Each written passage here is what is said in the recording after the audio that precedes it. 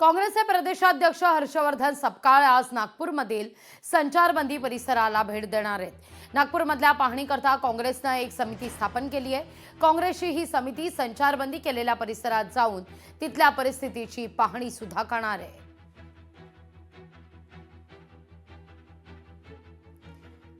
त्यामुळे अर्थातच नागपूरमध्ये आज अनेक घडामोडी घडतायत।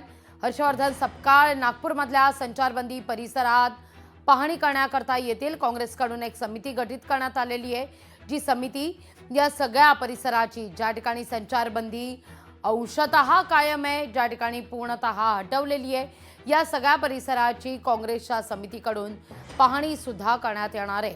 तर नागपूरमध्ये आजही काही ठिकाणी संचारबंदी कायम आहे। आजचा 5वा दिवस आहे। 5व्या दिवशी सुद्धा संचारबंदी ही कायम आहे। संचारबंदी कायम असल्यामुळे शाळा आणि महाविद्यालय या परिसरातली बंद ठेवण्याचा निर्णय सुद्धा घेण्यात आलेला आहे।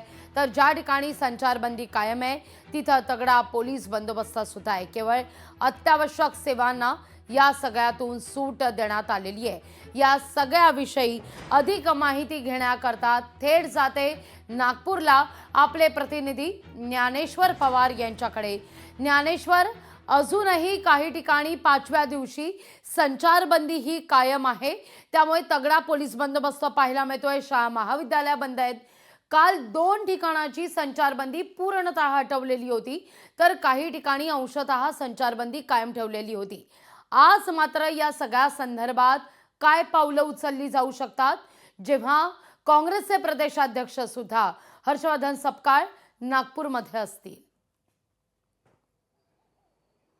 अगदीच आपण पाहायला गेलं तर सोमवारी नागपूरमध्ये जो हिंसाचार झाला त्यानंतर पोलिसांनी जी सुरक्षेच्या दृष्टिकोनातून 11 पोलीस ठाण्याच्या हद्दीमध्ये जे आहे ते संचारबंदी जी आहे ती लागू केलेली होती। मात्र काल जे आहे ते कपिलनगर आणि नंदनवन या 2 पोलीस स्टेशन हद्दीमध्ये जे आहे ते संचारबंदी पूर्णतः उठवण्यात आलेली आहे। मात्र 6 पोलीस स्टेशनच्या हद्दीमध्ये जे आहे ते काहीशी शिथिलता जी आहे ते नागरिकांना जे आहे ते दैनंदिन जीवनासाठी या ठिकाणी देण्यात आलेली आहे। मात्र गणेशपेठ असेल, तहसील असेल आणि कोतवाली या 3 पोलीस स्टेशनच्या हद्दीमध्ये जे आहे ते अजूनही जे आहे ते संचारबंदी कायम आहे। मी सध्याला महाल परिसरातील चिटणीस पार्क चौकामध्ये या ठिकाणी पाहू शकतो की आपण मोठा पोलिसांचा बंदोबस्त जो आहे तो अद्यापही या ठिकाणी कायम आहे।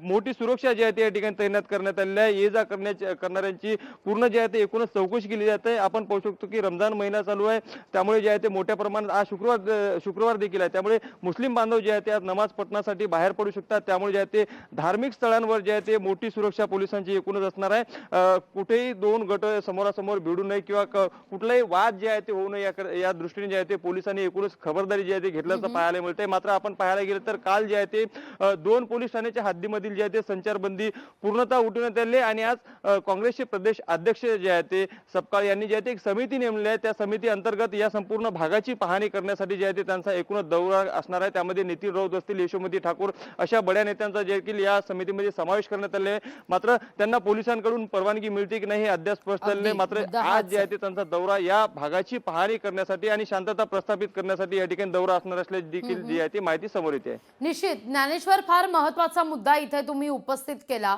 हाच खरं तर महत्त्वाचा मुद्दा आहे। एकीकडे नागपूरमध्ये संचारबंदी असताना तिथं लोकप्रतिनिधींना संचारबंदी परिसरात भेट देण्याची अनुमती दिली जाऊ शकते का, परवानगी मिळते का, हा सगळ्यात महत्त्वाचा मुद्दा या निमित्तानं आता उपस्थित होतोय। कारण केवळ जसा तुम्ही उल्लेख करताय हर्षवर्धन सपकाळच नाही, तर त्या ठिकाणी यशोमती ठाकूर सुद्धा येणार आहेत। त्या समितीतील अनेक काँग्रेसचे नेते सुद्धा त्या ठिकाणी पोहोचतील। त्या दृष्टिकोनातून पोलिसांकडून काय सांगण्यात येत आहे आणि त्याला काँग्रेसनं कसा प्रतिसाद दिलाय?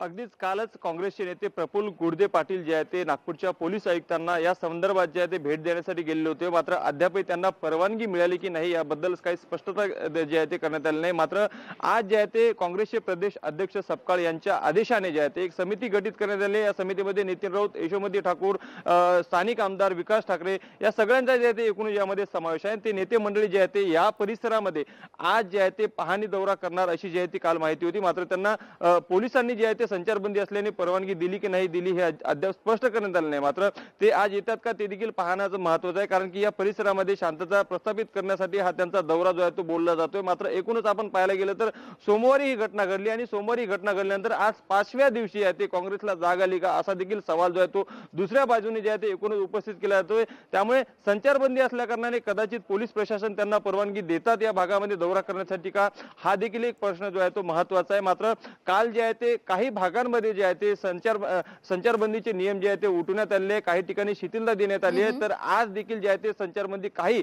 3 कोतवाली पोलीस स्टेशन असेल, त्याचबरोबर गणेशपेठ असेल आणि तहसील असेल या पोलीस स्टेशन हद्दीमध्ये कायम आहे. मात्र आज दुपारून अजूनही काही प्रमाणामध्ये जे आहे ते ही शिथिलता ही संचारबंदी जी आहे ते उठवली जाऊ शकते का हे देखील पाहणं अत्यंत महत्त्वाचं असणार आहे. अगदी अगदी. ज्ञानेश्वर, तुर्तास धन्यवाद तुम्ही दिलेल्या एकूणच सविस्तर माहिती करता. लोकशाही मराठी ऐका, पहा, जागरूक रहा.